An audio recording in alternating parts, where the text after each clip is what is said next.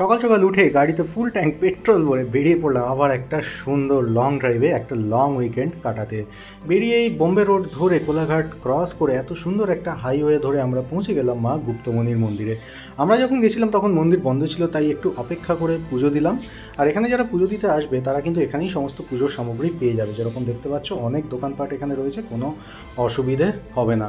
বেশ কিছুক্ষণ অপেক্ষা করার পরে পুরোহিত মশাই এলেন এবং আমরা পুজো দিয়ে ওখান থেকে বেরোলাম এবং এই মামার হোটেলে দুপুরের খাবার সারলাম। এখানে কিন্তু গাড়ি পার্কিংয়ের অঢেল জায়গা রয়েছে। আর এই ছিল খাবারের মেনু।